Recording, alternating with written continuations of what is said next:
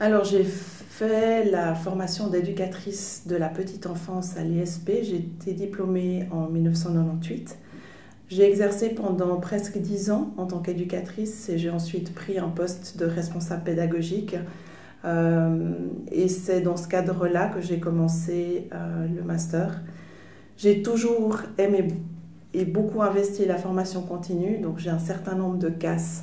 J'ai le CAS en gestion d'équipe et conduite de projet, j'ai un CAS en systémique, j'ai un CAS aussi en praticienne formatrice.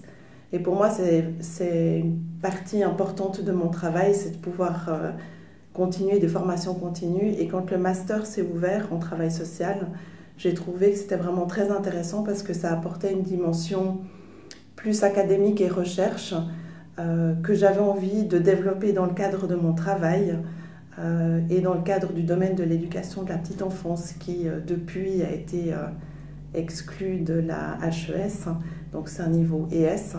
Et pour moi, alors j'ai eu la chance d'avoir une équivalence éducation sociale HES qui m'a permis de faire le master. Mais c'est vrai que pour moi, c'est une dimension qui est importante à développer dans mon domaine professionnel. Donc j'ai fait le master en 4 ans, étant donné que je travaillais en parallèle. J'ai commencé la première année de master, j'avais toujours mon poste de responsable pédagogique dans une structure à 60%. Et puis, puis en parallèle, en fait, ce qu'il faut dire, c'est que j'ai commencé mon master, je venais d'accoucher, mon fils avait 3 mois. Donc j'ai mené le master en étant jeune maman. Et puis en parallèle, j'ai changé d'emploi, j'ai pris un poste de directrice d'un centre de vie enfantine, donc d'une structure assez importante qui accueille une centaine d'enfants et je dirige une équipe d'une 40aine de personnes. Donc j'ai beaucoup travaillé de nuit, entre 3h et 6h du matin. Mais alors c'était évidemment pas facile de manager le tout, mais en même temps ça m'a vraiment beaucoup appris. C'était passionnant. J'ai vraiment découvert des univers qui étaient différents de mon domaine professionnel, ce qui m'enrichit en parallèle. Ça m'a vraiment ouvert l'esprit, ouvert à une plus grande complexité, même si évidemment j'avais déjà une idée de la complexité du monde. Mais c'est vrai que ça m'a vraiment permis une meilleure compréhension de l'ensemble du système dans lequel on évolue et dans lequel on travaille.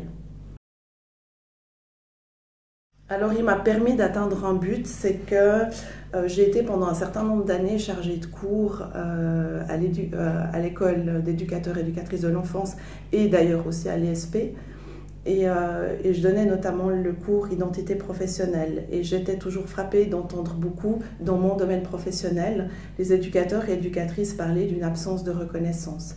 Et pour moi, ça a toujours été un but dans le master, c'était déjà d'apporter comme une dimension académique et de mener mon travail de master autour de la construction identitaire des éducateurs et éducatrices de l'enfance. Ce que j'ai fait. Et ça a été un joli projet, un joli travail, il a été publié. Et ben voilà, j'ai eu mon master en 2014 et encore aujourd'hui on me demande d'intervenir dans des équipes.